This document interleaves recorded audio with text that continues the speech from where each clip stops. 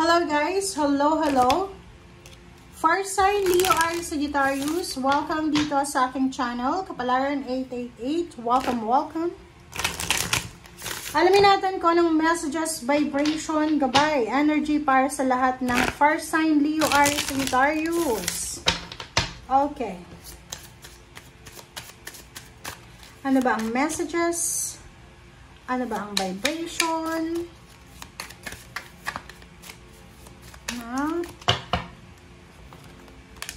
This is for the next 72 hours. Okay. Massage. Connect with crystals. Wow.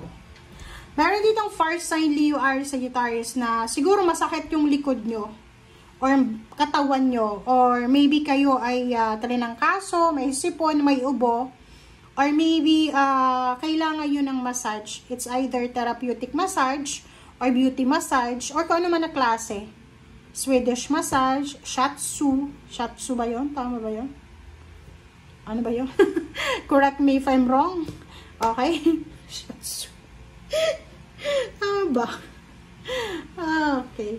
So, sinasabi ng bara sa'yo dito na the next 72 hours, kailangan mo sigurong magpamassage or kailangan mo ng hilot, di ba? Manghihilot.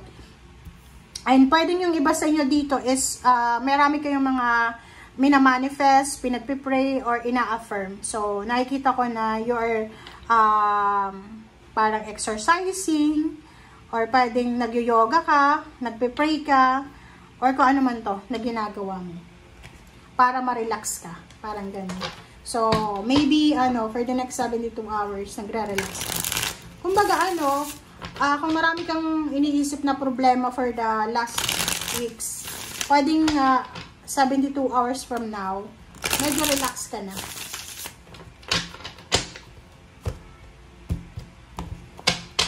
Okay, tingnan natin ano bang center mo. Ace of Torches. Okay, the Chariot.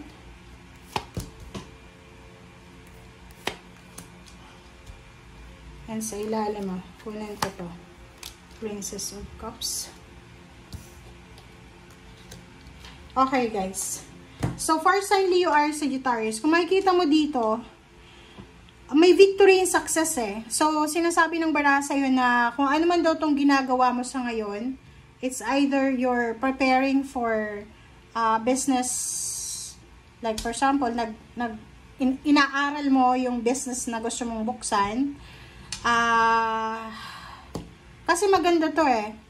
This is success because of parang fruits of your labor, hard-earned success to eh. Yung parang tagumpay ng plano mo. Ito yung fruits of your labor. This is the fruits of your pain, heartaches, and sacrifices. Travel.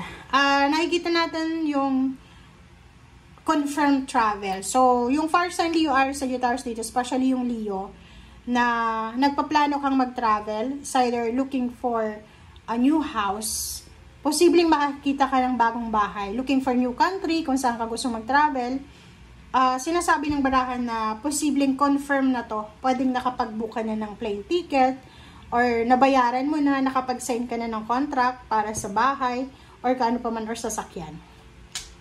Victory and success. So, nakikita ko sa'yo dito na isang confirm victory and success ang posibleng mababalitaan mo para sa'yo. Kumbaga, after 72 hours, the next 72 hours, starting now, may mga good news dito eh. Like, kung ano man ang victory and success, like higher salary, makakatanggap ka ng pera, makakatanggap ka ng promotion or proposal kung ikaw ay business person. Or maybe makakatanggap ka ng love proposal. Kung babae ka na far sign Leo Aries Sagittarius, posibleng makatanggap ka ng wedding proposal. Okay? So, nakikita ko na excited ka. So, sobrang excitement, happiness, ang mararamdaman mo for the next 72 hours. Three of Cups and Prince of Swords. So, nakikita ko, this is confirmation. Posibleng makatanggap ka ng love offer, wedding proposal, collaboration, camaraderie. So, posibleng may gusto makipagkaibigan sa'yo, makipagrelasyon, makipag-collaborate sa business mo, or may mga tao na gusto kang tulungan. May mga taong gusto kang pakisamahan. Parang ganun. So, comment down below. Okay. Wow. Okay, kung ikaw naman ay isang lalaki na fire sign Leo, Aries, Sagittarius, makinig ka. Kasi possible ka, kung single ka ngayon, posibleng makapag-asawa ka daw ng isang mayaman. Mayaman na babae, kung lalaki ka. If you are male na fire sign Leo, Aries, Sagittarius na single, possible kang makatagpo ng isang babae na financially stable siya. Pwedeng kasal yung alokin niya sa'yo, or relationship, or love relationship, parang ganun.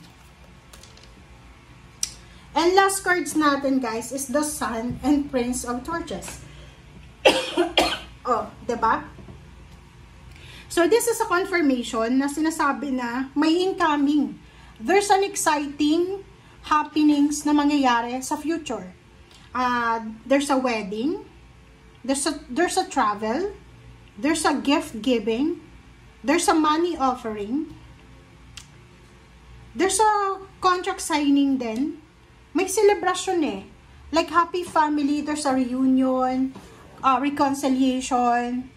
Nakikita ko dito parang December, November, December, January, parang ganun. Maraming posibleng rason para maging masaya kayo. And there's a success. Parang victory and success. It's either may kapamilya ka na makakapasa sa board exam, makakakuha ng visa, ng citizenship, or posibleng kung ano man to na victory and success na posibleng ibibigay sa'yo ng universe na pwedeng magdala sa'yo and the rest ng family mo ng sobra-sobrang happiness, joy, and victory. Diba? Yung parang, answered prayer siya. Answered prayer. Kaya sinasabi sir dito na sobrang relaxing ka na eh. Relax ka na kasi ramdam mo yun eh. Parang nararamdaman mo yung excitement na may ganun eh. Diba? Na kahit wala naman tayong nakikitang victory and success sa paligid natin, parang feeling natin, pagkagising natin sa umaga, sobrang saya natin. Parang ganun yung mararamdaman mo. Okay? And yun, wala kang oras para sa mga negativity, kasi nakafocus ka sa confirmed success na darating sa'yo. Wala kang oras para sa mga drama kasi nakafocus ka sa travel plans or sa kung ano man to na mga contract signing na posibleng mangyari. Okay? So, thank you guys for watching. Bye!